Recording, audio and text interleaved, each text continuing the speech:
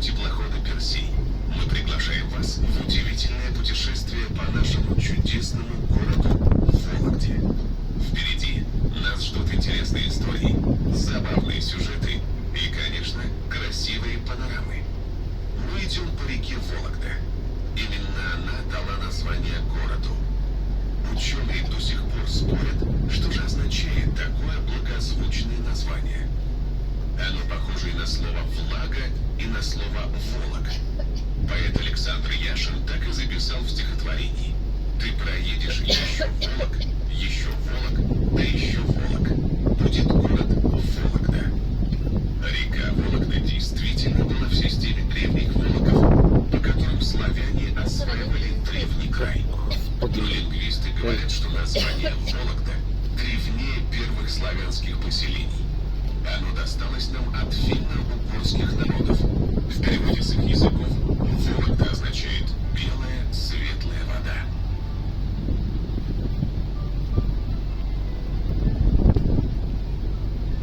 Именно вдоль реки любили селиться волокжане.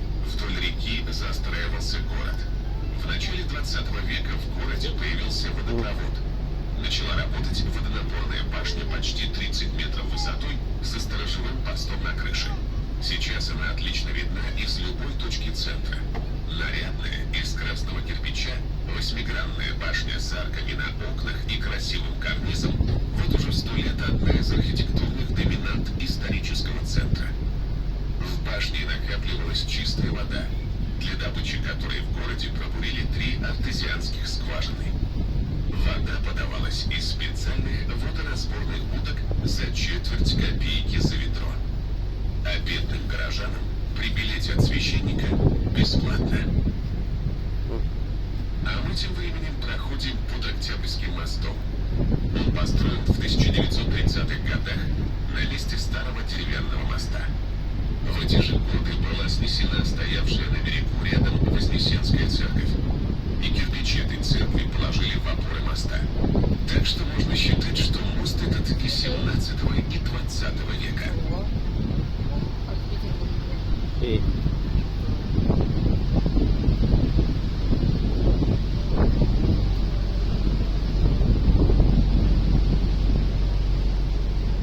Сразу за мостом на Заречном берегу высится большое трехэтажное здание женского епархиального училища. В нем в основном обучались дочери священников. Аттестат давал звание домашней учительницы с правом преподавать те предметы, в которых ученицы оказали хорошие успехи. Судьба выпускниц была известна. Они становились женами приходских священников и преподавали в церковно-приходских школах. Волокжане шутили, что училище готовит не учительниц, а жен.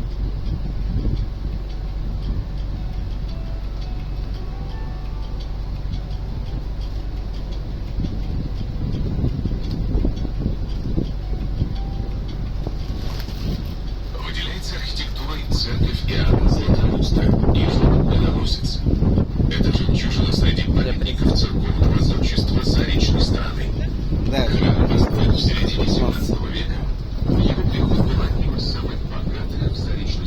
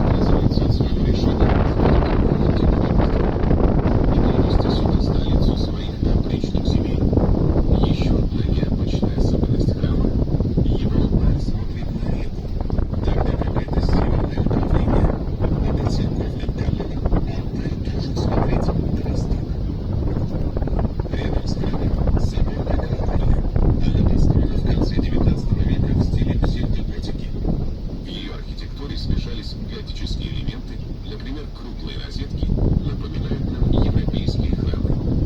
А вот купол-ряд кокошников возвращает нас к Древней Руси. Колокольня почти 80 метров высотой стала самой высокой в епархии, а сейчас радует волокжан своей смотровой площадкой. Поднимаясь почти на 300 ступенек вверх, нужно обратить внимание на старинные колокола, которые вологодские епископы хитростями уберегли от переплавки на пушки в эпоху Петра I.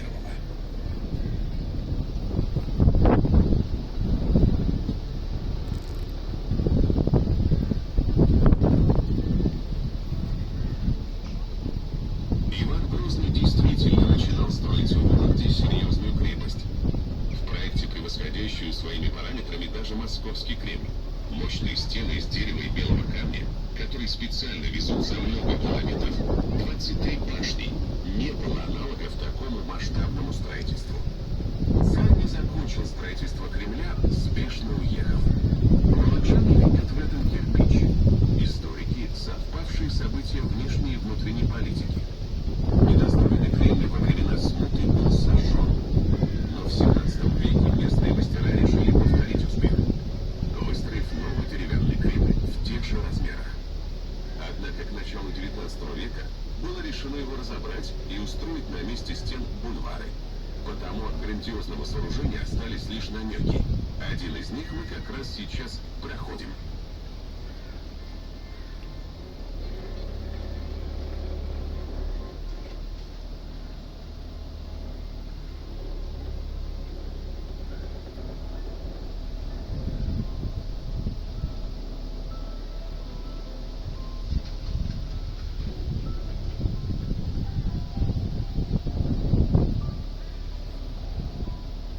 До революции улицы, тянущиеся вдоль реки по заречной стороне, носили названия стоящих на ней церквей.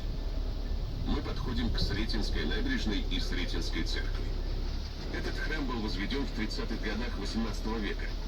Краеведы называют ее стиль жизнерадостное московское барокко. Изящные наличники с лепными узорами, колоннами и даже кувшинами. Еще одна особенность церкви – зелено-желтые изразцы с цветочным орнаментом.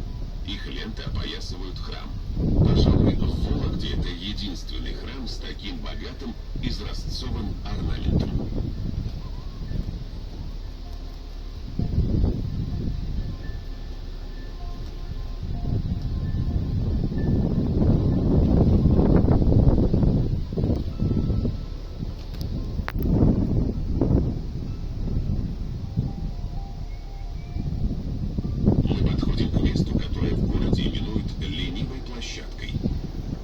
Располагался средневековый рынок. Сейчас мы гадаем, почему торговля в Вологде была ленивой.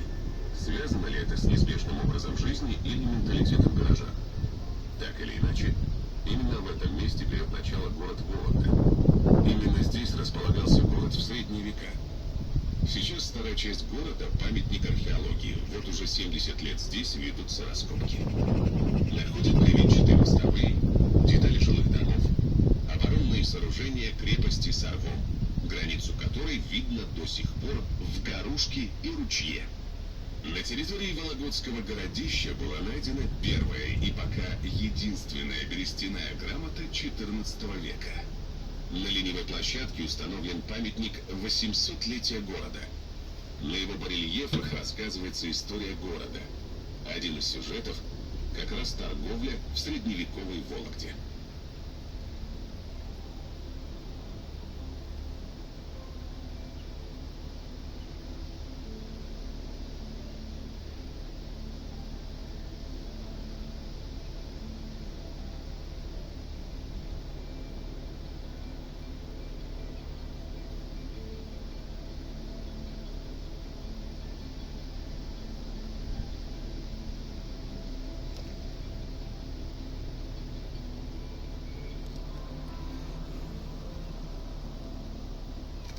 Памятник 800-летия говорит нам и о древности города. Вологда – ровесница Москвы. В 1147 году, как гласит легенда, на берег реки пришел монах Герасим и основал здесь обитель. В древнем предании указано даже место. Ленивая площадка Малого Торжка. Археологи и историки, правда, в такой датировке сомневаются. Предполагаю, что город все же чуточку моложе. В 1264 году Вологда впервые упоминается в летописях. Она принадлежит Великому Новгороду. Именно предприимчивые и смелые новгородцы первыми пошли на загадочный русский север, богатый ценным во все времена товаром – пушниной, или, как его называли, мягким золотом.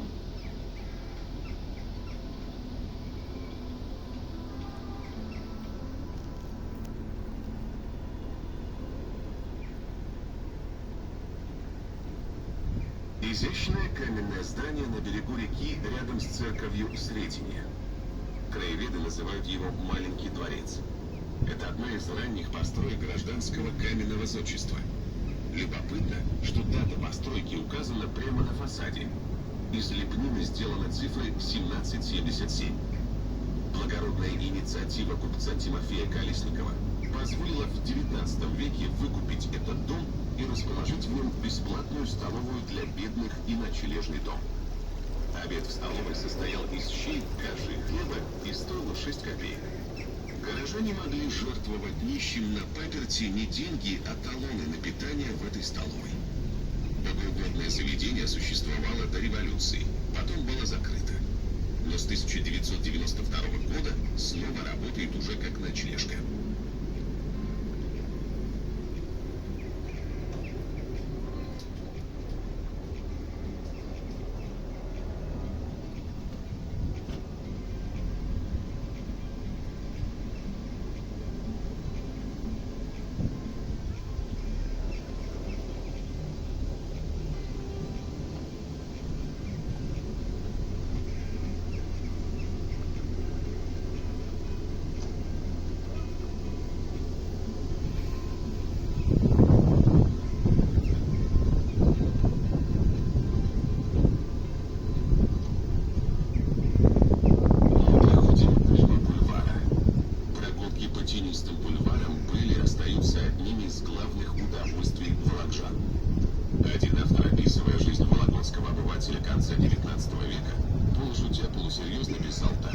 Универсальным занятием летом являлось гуляние на бульваре, куда ежедневно стекалась со всего города публика со всеми чадами и домочадцами, и здесь взад и вперед апатично бродила, беседуя о своих делишках и отчаянно судача.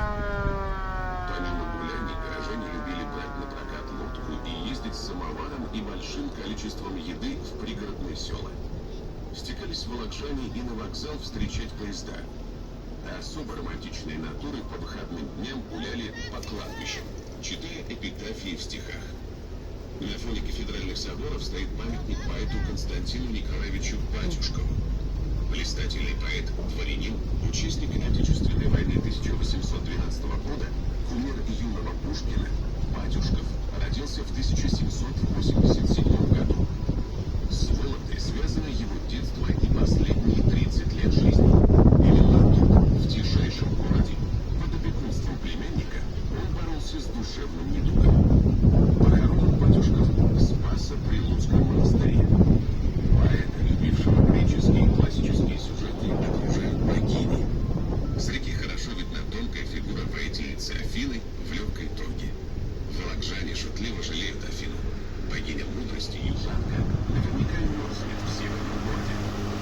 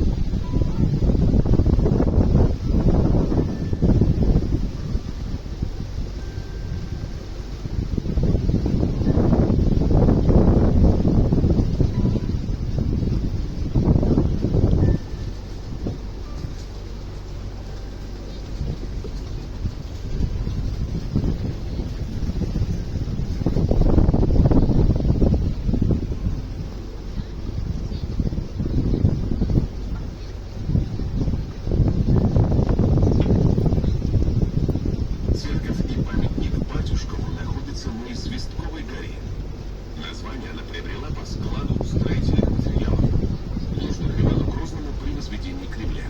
С горой связано множество слухов и легенд. Особенно горожан занимают возможные тайные ходы и клады, спрятанные внутри. Уже 200 лет назад искатели сокровищ и приключений рыли гору в разных местах, но находили лишь остатки древней кирпичной клади. Но легенда о подземном ходе, ведущем под рекой Вологдой аж 4 километра до Спасо-Прилуцкого монастыря во времена Ивана Грозного, по-прежнему одна из самых любимых у жителей.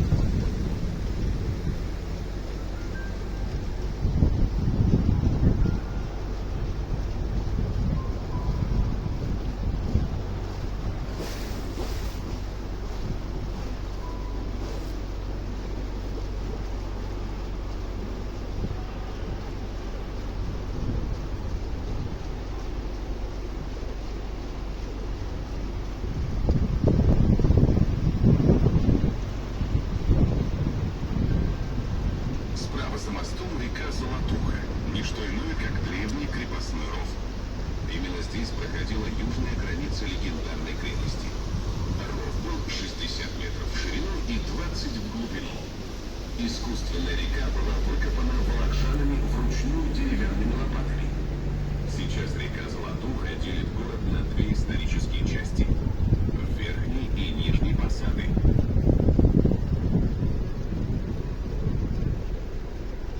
Сразу за мостом в Заречье ансамбль церквей Дмитриевского прихода на Наволоке.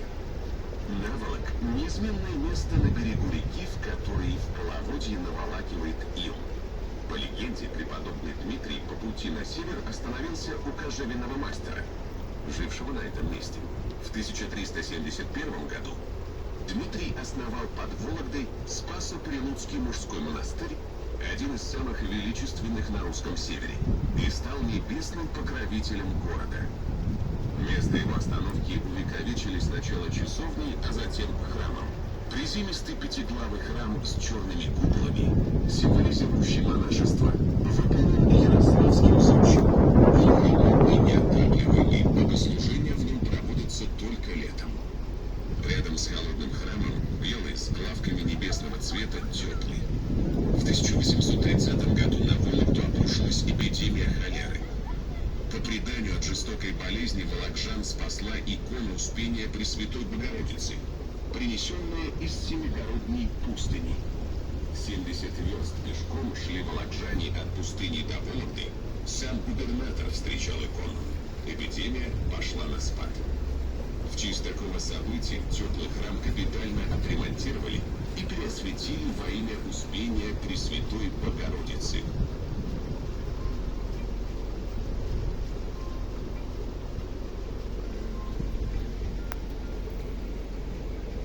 Мы проходим мимо старинных купеческих особняков. В одном из них, трехэтажном особняке купца Витушечникова, самом большом доме на Заречной набережной, останавливался император Александр I. Столик из карельской березы в опочивальне государя немного качался, и Александр I собственноручно подпилил его ножку. Конечно же, такое курьезное событие передается из века в век. Напротив, Пречистинская набережная. Здесь располагались соляные склады больших северных монастырей, товар из которых отгружался на корабли.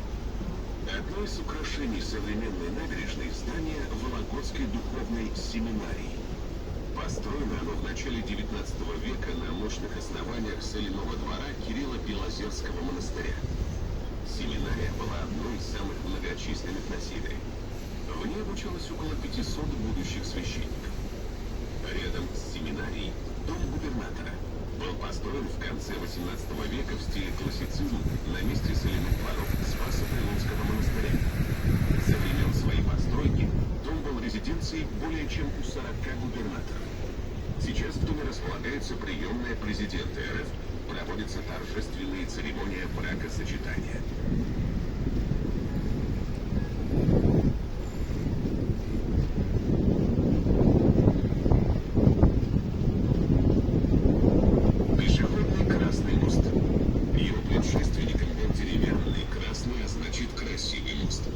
Именно у Красного моста можно было взять на прокат лодку для летних речных прогулок пригородные села Прилуки и Турундаево.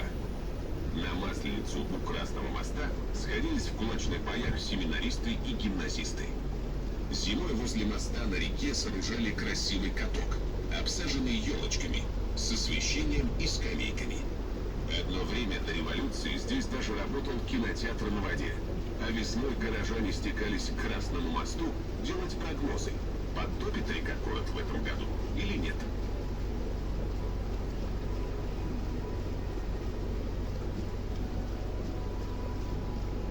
Сразу за Красным мостом мы видим церковь Николая Чудотворца во Владычной Слободе. В старину эта земля принадлежала Вологодскому архиерею Владыке. Никольская церковь – одна из старейших в городе.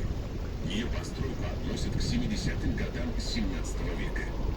Архитекторы видят в очертаниях храма образец – кафедральный Софийский собор.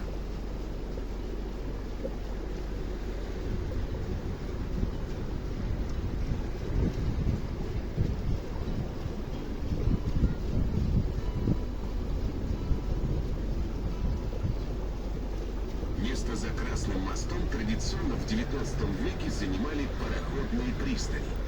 Пароходы ходили часто. Дойти можно было до Великого Устюга и до Архангельска. Путеводитель «Наш Север» 100 лет назад советовал путешественникам избегать сухопутных дорог и пользоваться речным транспортом. Польза неспешного и плавного путешествия была даже физическая. Путеводитель уверял, что подобные вояжи улучшают аппетит и излечивают нервные болезни. У нервных людей, преимущественно у женщин, страдающих бессонницей, на пароходе в большинстве случаев с первой же ночи появляется прекрасный сон.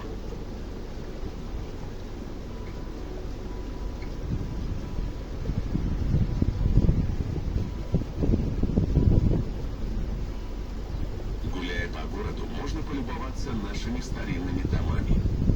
В городе сохранилось несколько десятков памятников архитектуры. Большинство из них построены именно из дерева. Среди немногих русских городов Вологда сохранила деревянную историческую застройку.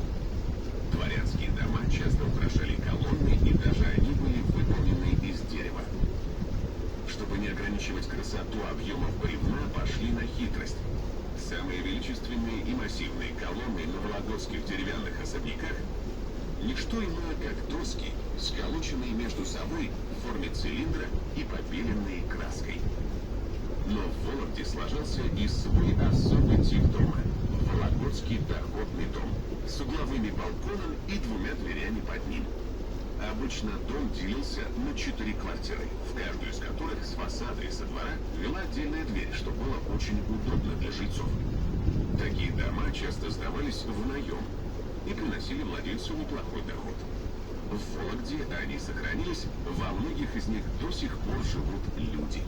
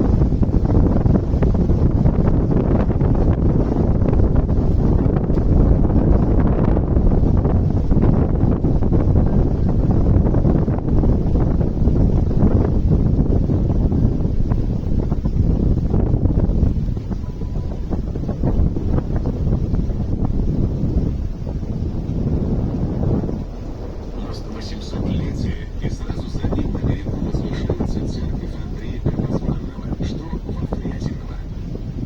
Название местности Фрязиново одни краеведы связывают с селением иностранцев, а другие с именем Андрея Фрязина, которому земля принадлежала еще в XIV веке. Каменная церковь построена в середине XVII века, очень строгая и лаконичная.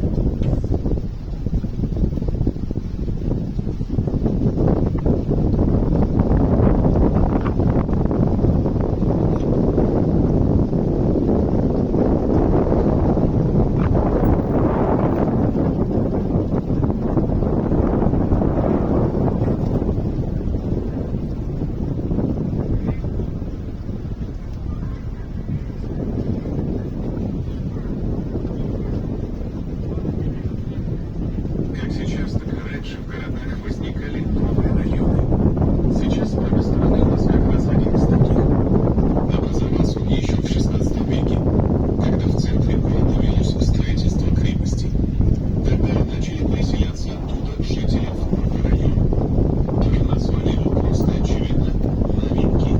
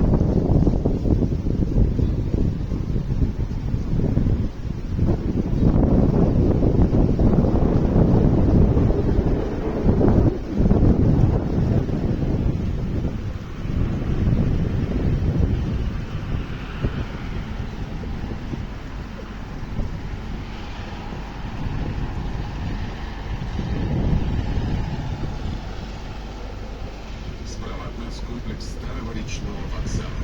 Пароходные пристани существовали здесь еще в XIX веке. Пароходы ходили до Архангельска, Великого Устюга, Точны и Сольвычегодска. А вот первый речной вокзал с дебаркадером возник здесь в 1936 году. Очень хорошо он показан в советском фильме «Целуются зори» режиссера Сергея Никоненко. Тогда не только эти пристани, но весь город стал одной большой зеленочной площадью.